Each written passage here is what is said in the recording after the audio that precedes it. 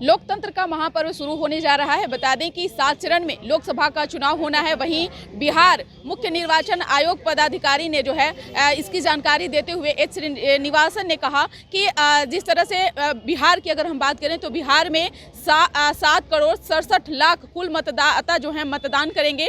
वहीं 24 घंटे में सभी सरकारी संस्थानों पर से जो है जो पोस्टर जो होर्डिंग है उसे हटा दिए जाएंगे। और विशेष जानकारी देते हुए क्या कुछ उन्होंने कहा है, छोड़े जाते हैं आगे उन तमाम बयानों के साथ। 4 पार्लियामेंट्री कॉन्स्टिट्यूंसी है, औरंगाबाद, गया, नवादा, जमुई। होली का फेस्टिवल भी है, प्लस हम लोग का जो चैती चाट भी है।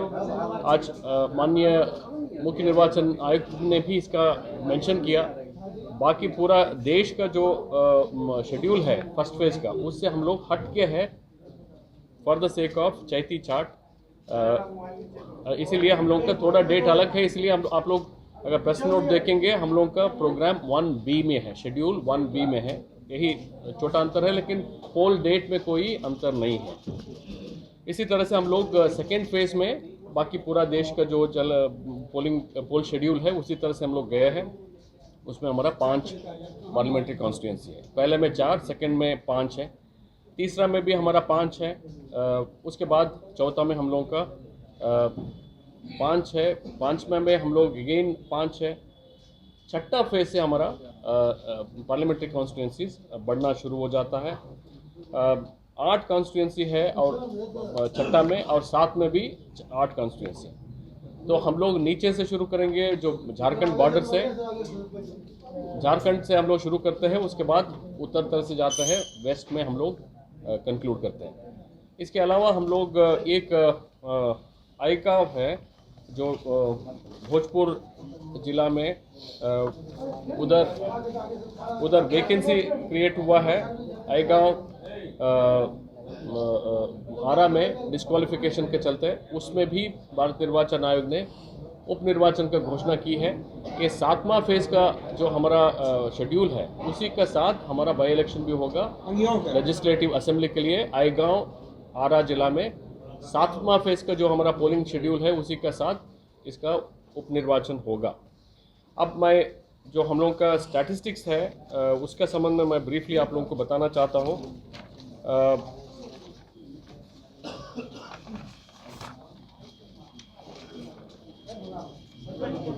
देखिए, अभी हम लोगों का आज के डेट में 7,67,00,000 मतदाता है, जिसमें 4,01,00,000 पुरुष मतदाता है, 3,65,00,000 महिला मतदाता है, 2,208 थर्ड जेंडर है।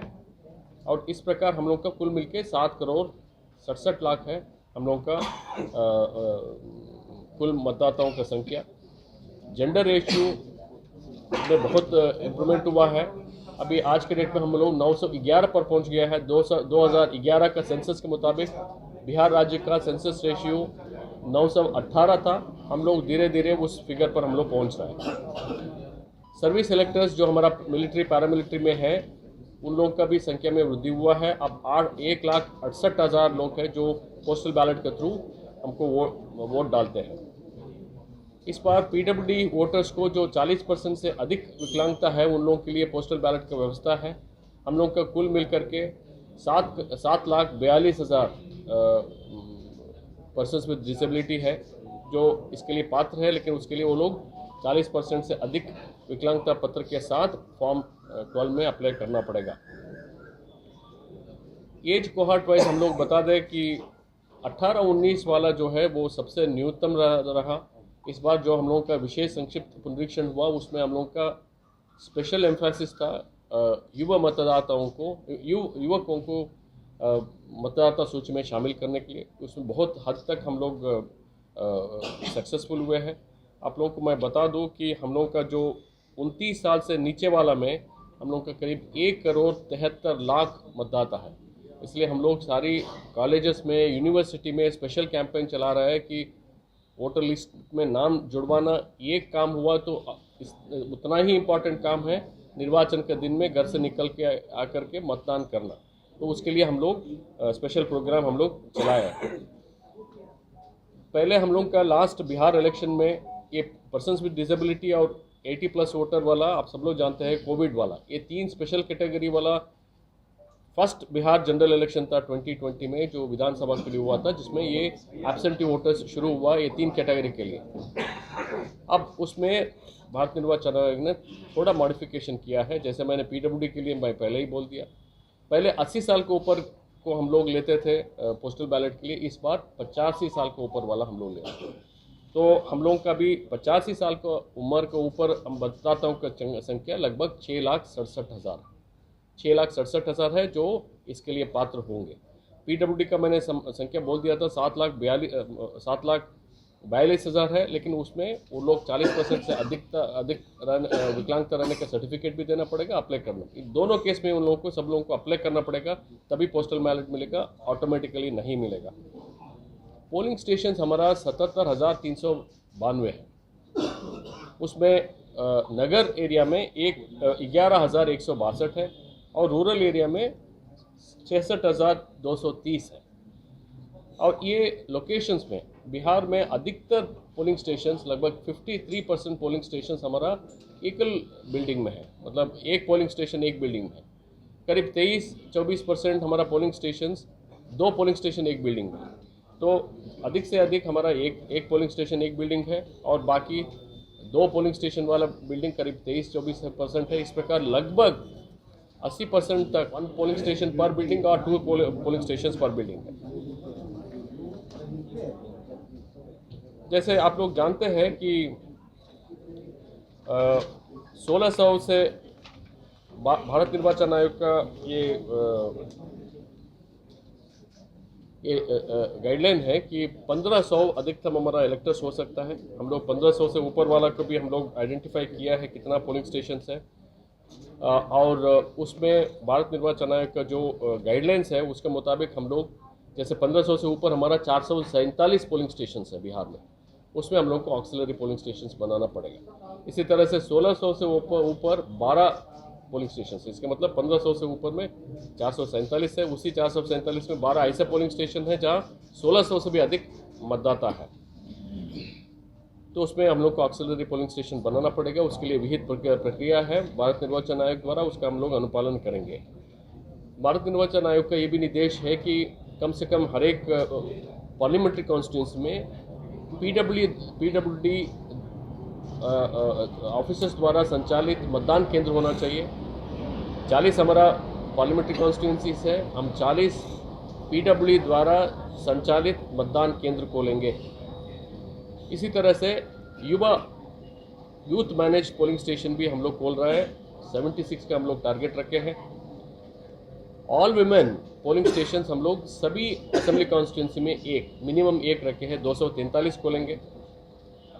हम लोग के 40 पार्लियामेंट्री कॉन्स्टिट्यूंसीज में 18 पार्लियामेंट्री कॉन्स्टिट्यूंसी में 35 ऐसे एक्सपेंडिचर सेंसिटिव कॉन्स्टिट्यूंसी को हम लोग आइडेंटिफाई किए। 243 जो असेंबली कॉन्स्टिट्यूंसी है उसमें 35 हमारा एक्सपेंडिचर सेंसिटिव कॉन्स्टिट्यूंसी, जो विगत चुनावों में जो सीजर हुआ, पिछले 1 साल में जो सीजर हुआ, दारू हो, कैश हो, कोई इलेक्टोरल ऑफेंस हो, ये सब को देखते हुए ये फर्स्ट कट है। डीएमएसपी लोग मिल करके 35 ऐसे असेंबली कॉन्स्टिट्यूंसीज को आइडेंटिफाई किया जो 18 पोलिंग स्टेशन 18 पार्लियामेंट्री कॉन्स्टिट्यूंसी में आता है जो एक्सपेंडिचर सेंसिटिव है। भारत निर्वाचन आयोग का ये भी निर्देश है कि हर एक असेंबली कॉन्स्टिट्यूंसी में हम लोग को कम से कम 3 फ्लाइंग स्क्वाड बनाना चाहिए। आप अवगत है कि सी विजिल एक ऐप है इलेक्शन कमीशन ऑफ इंडिया का जो विजिलेंट सिटीजन बोलता है। कोई भी मतदाता नागरिक अगर एमसीसी का वायलेशन हो रहा है तो तुरंत उसमें कंप्लेंट दर्ज कर सकता है। उनका डिटेल्स, उनका नाम, नंबर, ये सब 100% सीक्रेट रखा जाता है। 100 मिनट्स के अंदर में उसमें कार्रवाई होना है। ये तभी संभव है जब हमारा फ्लाइंग स्क्वाड जाके उसमें टाइम शेड्यूल फिक्स्ड है, 25 मिनट में ये करना, 25 मिनट में ये करना, बाकी 50 मिनट में क्या करना, ये सब हम लोग शुरू कर दिया है। अब मॉडल कोड ऑफ कंडक्ट लागू हो गया है। हम लोग का पहले 24 घंटा में जितना गवर्नमेंट बिल्डिंग पर poster, banner, flex, wall writing ये सब है, ये हम लोग हटवा देंगे। अगली 24 आवर्स में जो पब्लिक बिल्डिंग है, पब्लिक बिल्डिंग का तात्पर्य ये है कि सरकारी काम के लिए हम लोग कोई इवन निजी बिल्डिंग भी अगर भाड़ा पर लिया है उसको पब्लिक बिल्डिंग ही माना जाएगा। तो उस बिल्डिंग पर जो भी इस तरह से ग्राफिटी है, पोस्टर है, बैनर है, वो सबको भी हम लोग हटा देंगे। और लास्ट 24 आवर्स में हम लोग जितना प्राइवेट बिल्डिंग पर लगा हुआ है उसको भी हटाएंगे। किसी भी व्यक्ति, कैंडिडेट हो, पॉलिटिकल पार्टी हो, प्राइवेट बिल्डिंग्स पर बैनर लगाने के लिए, झंडा फहराने के लिए उस ओनर का परमिशन लेना अनिवार्य है। जब भी हम लोग हमारा ऑफिसर्स जाके चेक करेंगे, पार्टी वाले हो, कैंडिडेट वाले हो, उसको दिखाने के लिए सक्षम रहना चाहिए कि देखिए ये ओनर से हमको परमिशन मिला हो। बिना ओनर का परमिशन का कोई भी आदमी, कोई भी पार्टी अपनी प्रचार प्रसार का सामग्री प्राइवेट प्रॉपर्टी पर नहीं लगाया जा सकता। ये संक्षिप्त रूप से आज के लिए ये है। ताकि मतदाताओं को नहीं, आपको बता, देखिए पिछली बार महिलाओं का वोट परसेंट बढ़ा था। नहीं, इस बार देखिए हम लोग ऑल इंडिया लेवल पे सर 10वें स्थान पे रह गए थे। 10वें स्थान पर नहीं है। लास्ट पूरा भारतवर्ष में आप जम्मू एंड कश्मीर को हटा देंगे तो सबसे लोएस्ट मतदान बिहार में हुआ था। इसको हम लोग को बढ़ाना है। ऑल इंडिया एवरेज 67.4 है और बिहार में 57.3 है। इसलिए हम लोग को बहुत बड़ा छलांग मारना है। इसके लिए हम लोग असेंबली कॉन्स्टिट्यूंसी वाइज आइडेंटिफाई किया है कौन कौन पोलिंग स्टेशन है जो हमारा एवरेज को नीचे कर रहा है। वो सब पोलिंग स्टेशंस को आइडेंटिफाई करके स्पेशल स्वीप प्रोग्राम करना है। आप लोगों का माध्यम से हम अपील करना चाहते हैं, अपील करते रहेंगे आप लोगों से, तो लगातार हमारा मुलाकात होते रहेगा। जब तक लोग बाहर आके वो मतदान नहीं करेंगे, हमारा लोकतंत्र सुदृढ़ नहीं रहेगा। बगल वाला बंगाल में 80% के आसपास में मतदान होता है और कोई रीज़न नहीं है कि क्यों बिहार में इतना कम होना चाहिए। पैरामिलिट्री फोर्सेस कितने आ रहे हैं सर? तो वो हम लोग डिस्क्लोज नहीं करते, सिक्योरिटी वाला मत पूछिए। ये है कि अभी जिन लोगों के खिलाफ में कोई भी क्रिमिनल बैकग्राउंड होता है उन्हें इस बार चुनाव में मौका नहीं दिया जाएगा। नहीं, ऐसे नहीं बोले। कुछ क्लियर कट मतलब क्लैरिटी दे दीजिए। नहीं, कोई एफआईआर नहीं, मैं बता दूँ। चीफ इलेक्शन कमिश्नर महोदय ने यही बोला, जो भी कैंडिडेट्स जिनका क्रिमिनल एंटीसिडेंट्स है उसके लिए नो योर कैंडिडेट नाम के एक ऐप बना है जिसमें आपको सारी डिटेल्स मिलेंगी। इसके अलावा माननीय उच्चतम न्यायालय का आदेश का आलोक में सारी कैंडिडेट को भी 3 बार इलेक्शन उनका कैंडिडेट फाइनलाइजेशन के बाद 3 बार उनको न्यूज़पेपर में, टीवी का माध्यम से बताना पड़ेगा उनके खिलाफ क्या क्या केसेस हैं। इसी तरह से इलेक्शन पॉलिटिकल पार्टी को भी अनाउंस करना पड़ेगा क्यों हमने इसी कैंडिडेट को चुना जबकि बाकी कैंडिडेट्स था जिनका क्रिमिनल बैकग्राउंड नहीं था। ये भी 3 बार उनको अनाउंस करना पड़ेगा, अपनी वेबसाइट पे भी डालना पड़ेगा। ये फैसिलिटी अवेलेबल है, अभी भी अवेलेबल है। सर, एक इसी से जुड़ा हुआ है कि एमपी एमएलए कोर्ट में अभी तक कितना मामला पड़ा हुआ है? नहीं, ये डिटेल मेरे पास नहीं है। बुजुर्ग मतदाताओं को पुलिस स्टेशन तक ले जाने के लिए कोई प्रबंध? यस, ये प्रबंध करेंगे। 24 घंटे के अंदर टोटल रैली से मोदी की तस्वीर हट जाएगी, पीएम मोदी की। हाँ, ये बड़ा सवाल है सर। हर जगह उनकी फोटो आपको बोला ऐसे दिखा रहा है। मैंने, जो गवर्नमेंट प्रॉपर्टी है उसमें 24 घंटा लेकिन नहीं, आ रहा हूँ मैंने। अगले 24 घंटा मतलब 48 घंटा टाइम है। जो प्राइवेट प्रॉपर्टी है लेकिन पब्लिक पर्पस के लिए यूज़ हो रहा है, उन लोगों के लिए सेकेंड डे एंड तक टाइम है, उससे भी हटना पड़ेगा। और थर्ड में हम लोग का प्राइवेट प्रॉपर्टी पर मैं आपको बता रहा हूँ,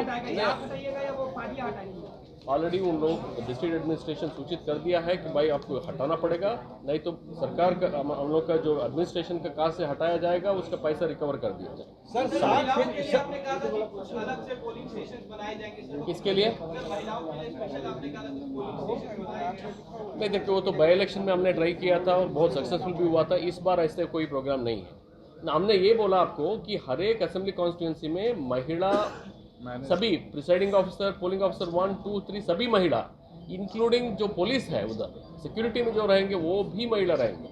मतलब कंप्लीटली महिला द्वारा संचालित पोलिंग स्टेशन है। बहुत बहुत धन्यवाद। सर, एक लास्ट, ये जो आपने बताया कि 35 ऐसे क्षेत्र चिन्हित किए गए हैं जहाँ खर्च के हिसाब से या मनी का फ्लो ज़्यादा हो सकता है वहाँ पर, उनके लिए क्या आपने नहीं, देखिए उनके लिए भारत निर्वाचन आयोग ने भी स्पेशल एक्सपेंडिचर ऑब्जर्वर भेजेंगे। हम लोग उधर ज़्यादा फ्लाइंग स्क्वाड बनाएंगे, ज़्यादा सतर्क रहेंगे। अभी तो उसका फिर रिवाइज होगा ना, कैंडिडेट कैसे खड़ा किया गया, कौन सा आया है, उस पर ये रिवाइज होते जाएगा। अभी फर्स्ट कट है, इसलिए मैं पहले ही बोला 35 असेंबली कॉन्स्टिट्यूंसी जो हम लोग आइडेंटिफाई किया है, भाई इधर दारू, पैसा ये सबका फ्लो ज़्यादा हो सकता है, वो 35 आइडेंटिफाई किया।